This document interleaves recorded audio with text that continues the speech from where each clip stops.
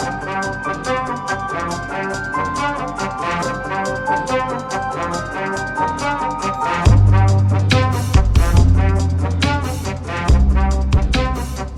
back to RXMuscle in studio. We haven't done one of these in quite a while, but I saved it for a good one. I have my good friend from way, way back and the owner of Blackstone Labs, PJ Braun, in studio. What's up, Dave? Thank you for having me. Oh, yeah, no, it's about time. You know, I've been here for 3 years now, and I've been saying, when is PJ going to come see me and see not just the RXMuscle studios, but see my reptile collection? We have that in common. I'm definitely embarrassed that I haven't been down here too long, but I finally got here today, so. Yeah, no, it's good. PJ actually bought 2 carpet pythons for me, so we're going to be showing those a little later. But, you know, I still want to see your collection, but I know your life's in flux, and we're going to talk all about that a little bit. What's in your collection now? What cool stuff do you have? So I have a dozen different ball python morphs, and you know Josh, who I've gotten a bunch of them from. I've bought a couple of snakes from Josh. JHB Reptiles, my buddy. You know what the problem is? Josh used to be partners with another Josh. Yes. And I always confuse the two Joshes. And I never know which one I'm talking to. And when I text them, I intertwine them. And the other one's always like, you're talking to the wrong Josh. A lot of people do that. When I first met him, one of the first snakes that I ever got, they brought them to the office. Yeah, delivered one to me all the way over here. They came together. And they were both Josh, so I was kind of confused at first, too. The other Josh does sugar gliders also, actually. Strange little side thing. Yeah, you know, it's funny. Who was telling me about? Oh, my mother-in-law was asking me about a sugar glider. You don't want to. No, what's the problem with them? They're a lot of work. They're a lot more maintenance than the snakes are, and they get very attached to their owners. And they're messy. They throw their shit around. Oh yeah, no, we don't like anything that throws the shit around. You know? I like to keep it in one area. Yeah. I've gotten more into the snakes now because they're just so much easier. Oh, they're way easier. The tegus and the monitors and stuff are a lot of work. But I will say, of all the stuff that I have now, my like prized possession now is the Asian water monitor. Yeah, I was surprised when you told me you went for an Asian water monitor because they get very big. Very big. So his father, the breeder, is like 7 feet long. Yeah, I mean, like they're like dinosaurs. You know? Yeah, it's one of those things where it's... You better bake those things tame because you do not want to get bit by one of those guys. This one is 5th generation captive, so it's they do tame down. Yeah. Pretty tame. It's just a matter of it's one of those things that's like when you're in the moment, you're excited about it, but a couple of years from now, when it is that big, I don't have like a plan for it yet. When it's that, well, big. you'll have an outdoor enclosure, I would assume. Yeah, hopefully I'm not locked away anywhere, and I'll be able to take care of it. No, we're going to talk about that in a minute because I know a lot of people have questions about that. All right, so for the reptile fans, we gave you guys fix. One of these days, we'll go down and do a little video on PJ's place when he's all settled and back. And we're going to do some video later for my Muscle Serpents University, a YouTube channel. If you guys are interested in reptiles, you can subscribe to that channel. PJ and I will do a video a little later. Cool. But PJ, let's talk about bodybuilding because, you know, I know you from when you were, you know, in your early 20s and you were competing and you used to come down to my house with Evan Centopani and Guy Sisternino. And we would pose in my living room, and you know, and the good old days where we were all innocent, and it was, you know, no one cared about anything other than going to the gym. Yeah. And you've come a long way. And I said to you all along, I said you're going to be successful in this industry. I said you'll never know what your level of success and where that will take you, but I said you're going to be successful. And obviously, you were successful as a bodybuilder. You were a very popular contest prep coach for many years, making a lot of money in that. And it was hard, I imagine, for you to leave that to go to the supplement end of it. It was very hard, and I still do prep a couple of people that work for the company still. I'm just passionate about it. It was actually my old partner that got me to retire, Aaron. He had said to me, he goes, look, here's the deal. You're putting so much time into the coaching, and I believe that if you put that much time into Blackstone Labs, you'll make in a month what you can make in a year coaching. And it was really, really hard for me to do it because my whole thing, what I told him was, I said, I really believe that I am the best at what I do. I'm cranking out, I coached all women. Yeah. And, you know, outside of guys like Kimoto that had their factories, I mean, I was cranking out a lot of pros. Right. And you were doing more like the physique girl physique stuff, figure, yeah. So I said it's hard to step away from something where you think that you're really amongst the best to start over with something and hope that you could be the best. And, you know, it was a really tough decision when we started to do it. But as soon as I came out and said that Blackstone Labs was mine, We broke our record in sales the next day, and we broke it again. So we had 3 straight days of record-breaking sales, and that's when I knew right away. I was like, this was a smart decision. And I always tell people, if you put the amount of time that you put into bodybuilding, into anything else from a business standpoint, you're going to have success. Because most of these bodybuilders that we know, they put their entire life into bodybuilding and nothing else. And most people in a business setting, they don't put nearly as much energy into anything, and they can have some level of success. So the people that go all in are the ones that have success, and I just took all that energy and put it into Blackstone Labs. Well, that's what I do. That's why I couldn't start my own company until I retired, until I stopped competing. So when I stopped competing, that's when I started Species Nutrition. But I agree. I have a lot of clients still, as you know, and I do RXMuscle. I spend a lot of time on that. If I took all that and put it all into Species Nutrition, it would probably blow up too. But I need to be diversified. I have a problem with not having multiple things going on at the same time because I get bored otherwise. Yeah, you're an Aquarius. I get it. I need to be intellectually stimulated in multiple areas, and that's why I'm good at everything I do. But I agree. If you hyper concentrate on one thing, you can be great at it. I believe that, and you guys achieved greatness. You made a lot of money with Blackstone. We saw some of the the stuff that you guys showcased. Cars and houses, and the fact that you grew the company. How long did it take you to actually get to break 10 million a year? Well, 4 years in, 2016, we became the Inc. 527 fastest growing company in the United States. That's impressive. So we went from 200,000 in year 1 to 9.8 million in year 3. Wow. Yeah, I know you were close to 10. Yeah, and then we more than doubled that in year 4. Wow. And then we got rated by the FDA. Now, and let's talk about that, because when you put supplements out, and I don't care, people could say, you're crooks, you're that, you're this. I get accused of everything too. You teeter a very fine line because there's one day something's completely legal to sell, the next day it's not. I remember when back in the 90s, GHB was legal. Absolutely. We used to sell it. I mean, they sold it in the health food store. You go into Vitamin Shop and you can buy the stuff. It was on the shelf. Renutrient, I love that one. Yeah. And the next day was a controlled one substance. It was like heroin. So, I mean, it went from that to that. So when you're selling supplements and you're making a lot of money selling something that's in that gray area, how hard is it to say, you know what, I got to stop selling this stuff? Because I know you guys did take a few products off the shelf that were in that illegal area, Yeah, for us, I mean, we've said it, and I've been very vocal about this since day one, is we want to comply with the FDA. We're not trying to break any rules. We just need a clear list of what is allowed and what isn't allowed, because there were points where they said, hey, these things are banned now. So, okay, we happen to be selling some of those things. We're not going to sell them anymore. And then there were things that were not on the list. And you can call every attorney out there, no matter how well-versed they are in FDA or not. And some of the stuff is just truly, they don't know. Yeah, they don't know. But you know what they say? They try to go back and say, well, it's not DSHEA compliant.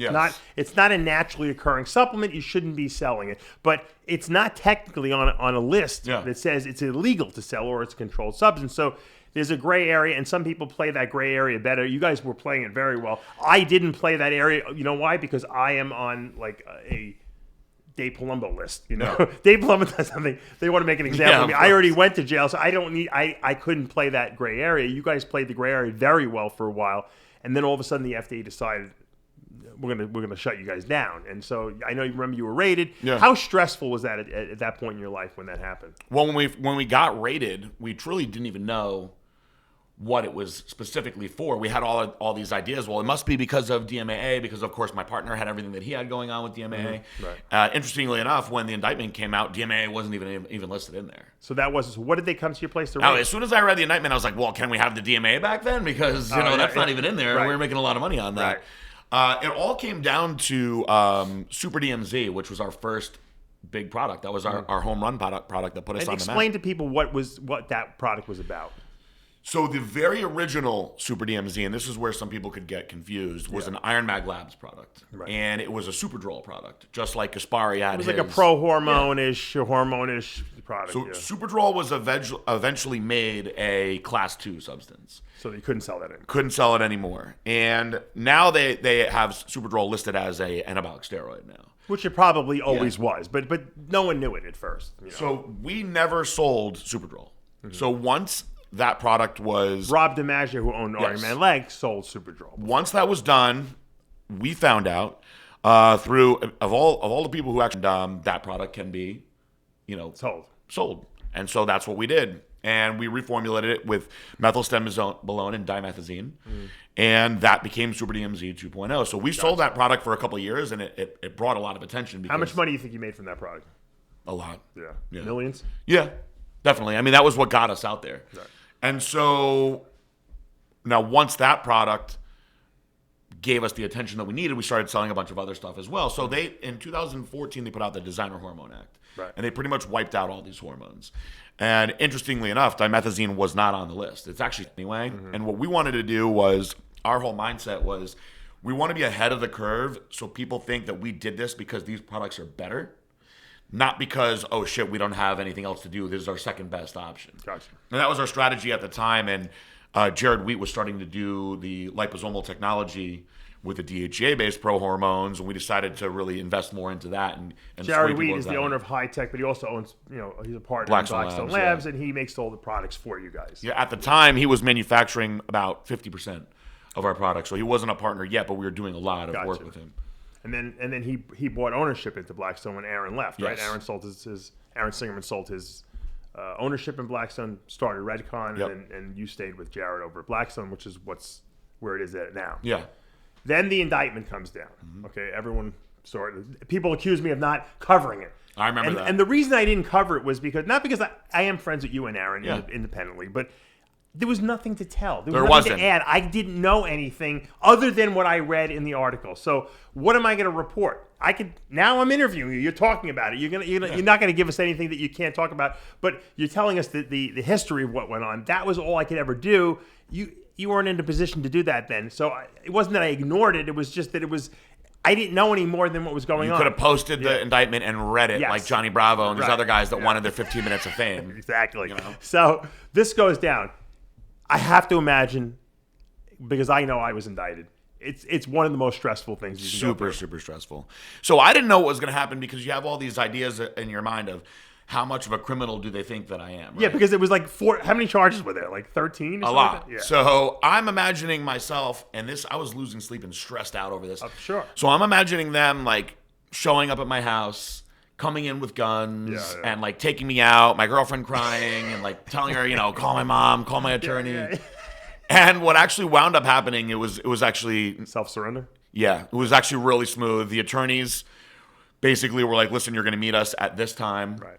And it was a bit of a length before we got to that, though. It was probably a good couple months. Oh, really? Yeah. So you knew you were going to be indicted. Yeah. So waiting around for that was very stressful. Like, when's it going to be the day? When's it going to be a day? Is it going to be on a Friday? You knew that article was coming out? You knew that you were going to see a newspaper article soon enough? Oh, yeah. Oh, okay. Absolutely. So waiting for all that was extremely stressful. Honestly, I was kind of relieved once we went in. Oh, I'm sure. No cuffs or anything. We just went in front of the judge. We're the first people to go. You go in, you do your little mug shots. Right. Then now it's fancy. It's not like what you see on TV. No, they don't ink fingerprint you anymore. Yeah. They do the DNA swab now. Right. Now you're in the system. You're in the system. Yeah. That's it. So you do that. Did they set bail on you? Yes. I don't remember what it was. So I'm the corporate representative of Blackstone Labs. Right. So I had my individual, and then I had the Blackstone Labs one as well. So you got to go get a bail bondsman and everything. And you had to get bail bondsman. Yeah. Wow. Okay. A lot of times they release you on your own reconnaissance. I mean, no, we didn't. You're not a flight risk. Yeah. What was the bail set at? I'm trying to think of what the numbers were. I don't remember. It wasn't anything that was like mind-blowing, horrible. Okay. But it's weird because you guys are not flight risks. I mean, where are you going? Well, the funny thing is so I thought no big deal, like we're not flight risks either, but I actually have to get approval to go anywhere. Out of the country? I can't leave the country, and I can only leave the Southern District of Florida for work-related stuff. Really? Yeah, so I have to get approval for everywhere that I go. I didn't realize that. Yeah. Okay, yeah, that's interesting. Which anything I do is for bodybuilding anyway. Right. But I'm sure no one's denying you because you got to make a living. But I haven't been denied so far. Yeah. But I mean, we did at one point say, we do business outside of the country. We do business with Australia, and they shot that down. Oh, really? You can't go out of the country, huh? Interesting. Okay. Now, everyone's, I guess, wanting to know what's the update on this. When are we going to see you, or when are you going to find out what's going on? I assume you're going to trial. Is that what I heard? Yeah, so trial is set for May. It was originally set for January. Did they offer you a plea bargain? No. So they didn't even offer you a deal. Like, hey, take this, we'll give you so and so. Yeah, I mean, I wouldn't go into a deal anyway. It's like one of those things where if the police came and said they were arresting you, and that, Dave, we're arresting you because you punched PJ in the face, and you knew that you didn't punch me in the face, you're not going to take some kind of deal. Gotcha. So you want to be exonerated? Yes. Okay. All right. And so when do you think trial will happen? I do think that it'll happen in May. Okay. But it's possible they'll push it back again. You don't know with the amount of data that keeps now coming. PJ told me, I don't know.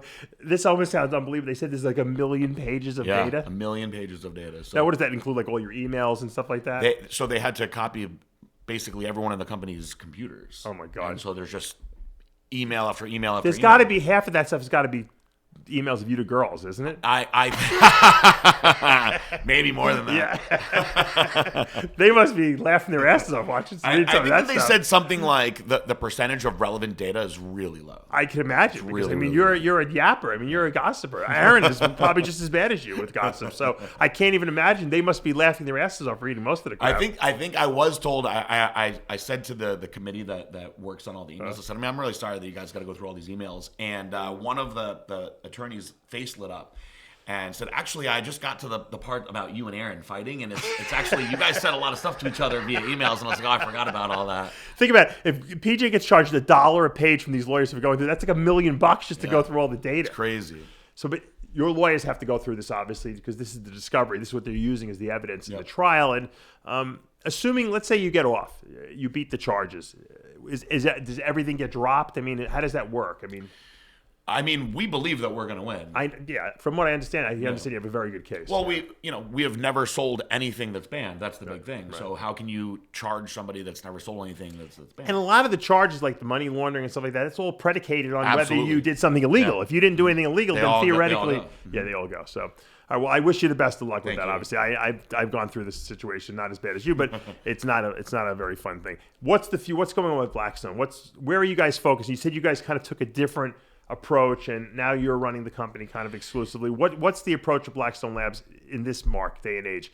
So during the whole separation of Aaron and I, and then everything that we went through with the trial, we went in a direction of saying, all right, let's just clean everything up and go mainstream like everybody else. Let's just put out super squeaky clean products. Right. And that's not your style, though. That actually, we actually took a pretty significant drop in sales during that year. Now, I will take most of the responsibility on myself because I was going through a divorce and I was drinking all the time and I was absent from being involved in day-to-day. We saw a couple of drunk videos you put up, right? Yeah. I was going through a bad time. Once I got out, I actually ended up in the hospital. I drank myself into the hospital. Really? And so I had alcohol toxicity. So my blood alcohol level, the doctor said in all 20-something years that he's never seen blood alcohol this high was 429. What? And he said over 3.9, like you should definitely be dead. What were you drinking? Give me an idea of like what you were drinking on. So just like a normal like afternoon into the time I would pass out would be like a 1.75 of vodka. Whoa! So you were just drinking all day long at work?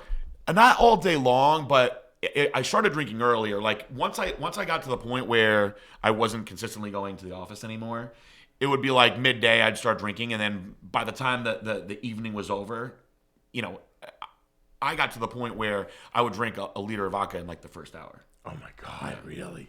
It was bad. Was it just because you were in so much emotional pain? I was just extremely just depressed. Mm-hmm. Heartbroken, if you will, and just the combination of everything that I was going through between breaking up with my now ex-wife. What do you feel like talking about that? I mean, a lot of people wonder because it seemed like you had a very good relationship, and then all of a sudden you guys weren't together anymore. Yeah, well, social media is smoke and mirrors in many ways, but she had told me one day that she just said, I hate being PG Braun's wife. Mm-hmm. And she said, I feel like I have no identity anymore. People come up to me and they're like, oh, you're PG's wife, Blackstone Labs. And she was like, I hate it. And I couldn't understand that because I thought of us as a team. Right. And, but she just, for whatever reason, I feel like that when she left the WWE, she was kind of like in the pinnacle of her, Right. What was her name in WWE? Caitlin. Caitlin, right. She was in the pinnacle of her individual career. And Did you make her quit? No. The true story is that what came out in our divorce, this was a bummer to find this out too, because we had to get forensic accountants and everything else involved. Oh. So she actually had told me that she couldn't take being on the road anymore and that she missed me too much and she was retiring because she wanted to get married faster. Right. And that was a surprise to me because she was pretty strong in the fact that she didn't want to leave anytime soon. And so the day that happened, I was like, I mean, I didn't expect that. And I remember her being like, aren't you happy? Well, it's kind of a burden for you because now you feel like responsible. Like if she's not happy with what's going on at home, it's like you took it away from her, right? Well, and then I was like, well, I better hurry up and get Celestial Bodies going, which I wasn't ready to. Is that why you started the clothing company for her? I rushed it fast to try to get it done as fast as I could. And so in the process of all that going along, marriage didn't last that long. I mean, we were only married for like 18 months. Right. And once the forensic accountants got involved, we actually found out that she was actually fired by Vince McMahon. Oh, really? Wow. And he had told her, this part of it I knew, like he had been telling her to lose weight. And she had a thyroid issue, like many of these girls do. Yeah. And she wasn't losing weight. And he had told her a few times, like, you don't look like the character that we want you to be. Wow. And I didn't know that they can actually, hold you to a certain So you have like standard. The baby face, and then you've got like your hands. And she was the baby face. She's supposed to be the pretty girl that everybody likes. Right. And so she kind of wanted to go into like a different realm. She wanted to be like a dark, mean character, but that's not what they wanted. Right. Vince wanted to be a hot chick. Right. That's what she was. I mean, if you look at the female side of wrestling, I mean, they recycle those girls pretty hot. Oh, yeah, there's not a lot of stability there. So when I found that out in the divorce, it kind of really like screwed me up because I was like, wow, so much of our marriage was a lie then. Right. So she didn't leave because of you. She left because she didn't have a choice. She had no choice. Right. And she was like, all right, well, Peter said he'll start this company for me, so that's my backup plan. Gotcha. Hurry up and get it done type thing. Wasn't it doing well, the company initially? Yeah. When I gave her the company, I traded her to the company for my dog, Jack. And the attorney was like, this is a very... You just love that dog. Yeah. Very bad emotional decision. And that year, we did $3.2 million in revenue that year. Oh, wow. Yeah. So is that company still in existence? Yes, but I can't imagine they're doing very well now. No. Were you running the company? Yeah. Blackstone Labs, our team was running the company. Oh, interesting. Same company, same team that was running Prime Nutrition. So what ended... Where did the disconnect between you and her come from? What do you think? If you had to just guess, I mean... I really think... I think back to this, like... the whole like timeline of events, I really think that we actually were very much in love. And I think most people around us, my parents included, thought that as well. Mm-hmm. I think that she had some inner demons that being in the spotlight in this industry, it consumed her and she couldn't handle it. Because you see now, if you look at her now from when we were married till now, she looks dramatically different. She's like covered herself in tattoos, shaved part of her head. Mm-hmm. She almost looks like Dikey. Mm-hmm. Now, like she went in such a dramatically different direction that I think that she had a bit of like a mental breakdown from the pressure of feeling like, okay, well, now I have to be this hot girl in everybody's eyes all the time. And I just don't think that she could handle that anymore. Interesting. And the spotlight does do weird things to people. Oh, yeah. I mean, you seem to have handled it pretty well. Although when you got indicted, you did do that crazy rant on Instagram. I thought that was one of the greatest rants of all time. Which rant was it? Well, it was you basically explain. Most people, when they get arrested, they say, don't say anything. Oh, yes. You just basically told the whole story. Well, I asked Ben Cooney, I go, it's so hard. And he's an outstanding attorney. Yeah. I said, it's so hard for me to not talk about this. I just want to know what I am allowed to say. So they gave me... And you're such a photographic memory guy that you Dave probably... knows that about me. I can't... The detail that you could elicit in a story is unbelievable because I can't remember anything, So I held that in. They only made me hold it in. You did a whole... You could have... That's your opening argument at the trial. You should have just done it to yourself. They only made me hold it in for like 24 hours, but... So they actually got it to me the following morning, and Jared, Ben Cooney, the other attorneys, there's another guy that's involved. They said this is what you are allowed to say, and I ran through it, and I was like, this is actually perfect. This is what I would like to say, and it actually wound up being a little more than I thought I was allowed to say. So I was like, I gotta go public with this because right now, if you listen to the internet's idiots, these experts, they're saying that, we're going to jail for 15 years and this and that, and, people died over us and whatever other crazy stuff they wanted to say. Yeah, of course. You're going to be the arch criminal. Yeah. It is. People love to see you succeed, but they also love to see you fail way more than they love to see you way more. Because they get jealous, but then they love a good comeback too. So you're kind of on the comeback show. Hopefully you beat the trial. Yeah, you beat the trial. I think we will. So is Blackstone doing well now? Thank fully. All right, Yes, good because for you. the legal Good for you. fees are expensive. We need to keep doing that. Yeah. No, look, you know what? I believe, well, let me just get back to the whole alcohol thing. So how did you break out of that cycle of the alcohol? So when I had gotten really bad, I went on a bender for a few weeks. When I signed the last check to basically my life's earnings over to her, I had to take out a second mortgage on my house because my lawyer's fees were over $250,000. Oh my God, really? And the forensic accountants, the true number was $306,000. So you spent $500,000. So you had $500,000 right there just going through the divorce. Then on top of that, I had to give her $500,000. So I had anything that I'd worked for. She wouldn't have just taken the $500,000 right off the bat. You could have left the lawyers alone. The funny thing is when it first started, my attorneys were like, "Look, you're not dealing with a rational person, so you better offer her something big." Right. And I was like, "Look, I'm being very fair with her." And they were like, "So just so you know, she's saying that she wants $1 million." And I was like, "There is no $1 million." Yeah, there's no $1 million to give you. And they were like, "Well, we just want you to know. So if you don't come up with something close to that," and the crazy thing is, had we not wasted all that money on the legal fees and everything else, You could have given it to her. could have given her, a lot more. Yeah. And I will admit, from a business standpoint, I was very foolish for just giving away the celestial bodies. Yeah. I could have fought more with that, but I was like, you know what? I started it for her out of love. We're not going to be involved in it together. I don't think you were really that interested in it. No. That was I did her that thing, right? all for her. So I was like, I knew she was going to mess with my dog. And I was like, I don't want her to mess with the dogs. And she was saying, well, I'll take one, you take the other, which I didn't want to do to them Right, you either. want to split them up, yeah. So just to get that headache out of the way.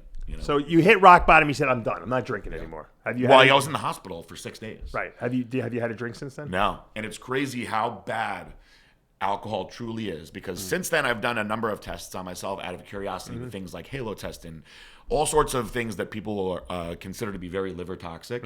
My blood work has never been better. So the alcohol was the alcohol was far worse. Before I did my first steroid cycle, I was friends with this doctor. He was kind of like my mentor, Dr. Mike Kaufman. I've talked about it before. Yep. And I asked him, I said, "Mike, what do you think about steroids?" I didn't even know anything about him. He's like, "I'd rather my kids use steroids than drink alcohol. Yeah. That's the difference in toxicity." I said, "Really?" He goes, "Not even close." When the doctor that I spent a little bit of time with in the hospital told me, I would rather you do cocaine. Really? Alcohol, Wow. of how bad it was. So my blood pressure is an interesting thing. When I went into the hospital was 220 over 200. Oh my God. So they thought I was going to have a stroke. Oh yeah, you're lucky you didn't die. Yeah, they actually told my mom, my parents brought me in because Did you have suicidal tendencies at that point? No, but what they do is they make you stay in the psych ward. Of course. Because you're at risk of killing you yourself. almost OD'd, yeah. So then you got to stay there with all the crazy people for a few days. Did you have the DTs when you were detoxing from the alcohol? So my first night in there was really touch and go. Like I am very fortunate that I didn't die. Yeah. And then my second 2 nights, my second night was really weird with hallucinations and all sorts of other weird stuff going on. And then there was a few days of really bad like tremors and shakes and physical pains and whatnot. And then there's like a period of clarity where you're like, what in the hell? What did I do to myself? Yeah, right. And at that point, I think you can make the decision to either just go full speed the other way, or just get caught up in something like that forever. And I was like, as soon as I got out of there, I was ready to just kick ass with Blackstone Labs again, get back into bodybuilding. So you had an epiphany in there, and you basically said, "Look, I don't want to die. Yep. It's not really that bad," which it wasn't. I'll have another relationship after this, and so you use that inner strength that you had and you overcame it. And I think that's very admirable, because I think a lot of guys would not have been able to recover from that. Arrested, wife, alcohol. I mean, you were down. I mean, you hit the floor. Yeah, I PJ. mean, what coupled with the divorce and everything else, and I'm not going to get too into detail with this, was I was going through basically 2 divorces because I was splitting up with Aaron and her. And Aaron, I don't hate Aaron. Right. In fact, I loved him so much that separation all together at once, it was kind of like, well, these were the 2 people that I was closest to. You lost everyone. You lost. I felt like I had lost, which I didn't. I had my amazing family, and I have a great, great company. But it was a lot at once, and it was just a great deal of depression. Did you fire Aaron? No. So you can't really fire an equal partner. What happened was there was another partner at the time, Josephina, and we basically merged our shares together, and we used a majority vote to vote him out. Now, why was that? Joe, after going through the books quite a bit, had seen a lot of things that he felt were basically equivalent to like embezzling or stealing and whatnot, and there was a lot of stuff that didn't look good. Okay. That would absolutely violate the trust aspect of it. To be honest with you, looking back at it, Aaron, whether he was doing stuff that was sketchy or not, he was such a smooth and smart businessman that if Joe never looked into it the way that he did, I never would have noticed. Gotcha. And I'll tell you, that was when we were making the most money. Right. So you can't really complain about it. No. But, and you know what? It actually worked out better for both of you because now you have your own company. You're kind of like calling all the shots. He's got his company. He's doing very well. Hopefully you guys both beat the charges on that was from the past. I think we will. The past always comes and haunts you. That's Yeah. what I always say. You guys can do everything right now. It doesn't matter. If you did something wrong back then, you got to deal with it. And hopefully, you guys will get off. And it sounds like you guys have a very good case. And it sounds like you're in a good mental place. He's in a good mental place now. So, look, him and I were just talking about how when I was forced to fire him when he was working for me. And he was mad at me. He was very mad. And I was pissed, too, because I felt, betrayed. I gave him all these opportunities. And he realizes that he was wrong. Yep. That I was the boss at the time. And he also realizes it was the best thing that ever happened to him. Because it forced him to go used all that creativity in his own direction. Yeah, he was dramatically different back then, so I agree with that. Yeah, so, well, PJ, it was so good to get you into the studio. We're going to go downstairs, guys. Now, if you want to continue watching PJ and I, you'll have to go to Muscle Serpents University, check out that video, and I'm sure PJ on his Instagram and we'll have plenty of videos as well. Absolutely, yeah, thank you. All right, well, once again, this is a great, I guess you could say, tale, so to speak, of what could happen in life if you take chances and you put your passions to where you really, feel it in your heart and what, makes you happy and do things that you love, you can achieve greatness. But even when you achieve greatness, there's always people that are going to try to tear you down and bad things can happen, but it's how you deal with those bad things that defines your character. And I think you've proven that you have a very strong character and that, while maybe they can knock you off the path a little bit, you're going to find your way back to the path, and I think you're going to be I said this to you early on, I say it again, you're going to be very successful, and you're just getting started. You are the first person that ever did say anything like that to me. I told PJ, I said, PJ, even if you don't turn pro, I said, you're going to be a very successful in the industry. He thought it meant, you thought I meant you didn't have a good physique, but yes. What I was really saying is that I felt you had a lot of talent in you other than bodybuilding, and that it didn't matter what you did in bodybuilding, because that was only a very small portion of who you were. So, all right, guys. Another edition of RXMuscle in studio is now in the history books. I'm Dave Palumbo for PJ Braun. We'll see you next time.